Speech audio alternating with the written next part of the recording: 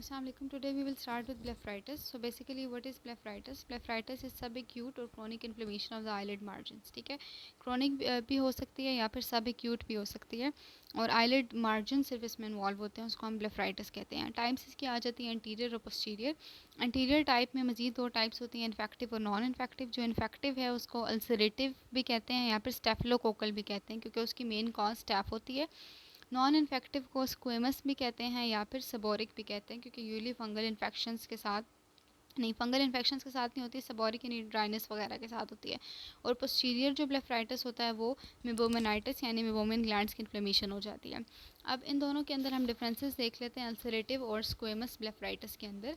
जो अल्सरेटिव है उसमें लैश फॉलिकल्स और जीज और मॉल ग्लैंड्स, ठीक है, ये तीनों चीज़ें इन्वॉल्व होती हैं, जबकि स्क्वेमस वाले में सिर्फ जीज और मॉल ग्लैंड्स इन्वॉल्व होते हैं. फिर जो अल्सरेटिव वाली टाइप है उसकी कॉज में स्टैफ ऑरियस है, एपिडर्माइडस है, जबकि इसके अंदर सेबोरिक डर्मेटाइटिस है, एक्नी, ठीक है, या दूसरा जो नॉर्मल डर्मेटाइटिस होता है. और इसके रिज़ल्ट में क्या होगा कि एक्नी से भी अगर फैटी एसिड्स वगैरह की मिलेशन होती है तब भी उसके बाद ब्लेफराइटिस हो सकता है.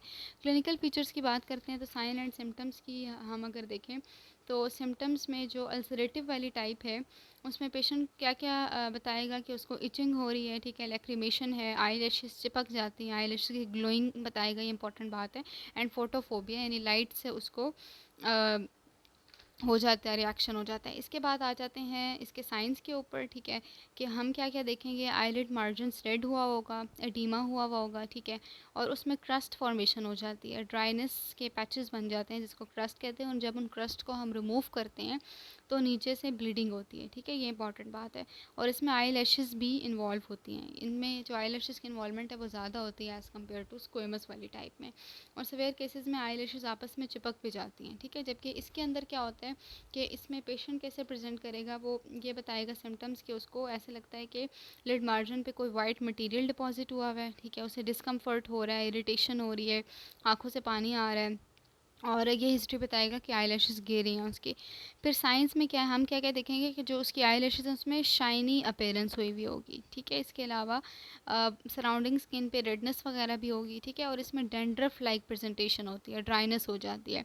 इसमें स्केल्स बनते हैं लेकिन वो सॉफ्ट होते हैं और उनको रिमूव करें तो नीचे से ब्लीडिंग नहीं होती, ठीक है, लैशेस ग्रीजी हो जाती हैं. इन दोनों के फिगर से हम इनको डिफ्रेंशिएट करने की कोशिश करते हैं. इसके अंदर जो हमारे पास अल्सरेटिव वाली टाइप है उसमें क्रस्ट बनते हैं, ठीक है, ये मार्जिन्स पे, और क्रस्ट को जब रिमूव करते हैं तो ब्लीडिंग होती है. जबकि ये वाली जो टाइप है this is the squamous type, इसमें क्या होता है, डैंड्रफ लाइक प्रेजेंटेशन, इसमें ड्राइनेस ज़्यादा हो रही होती है.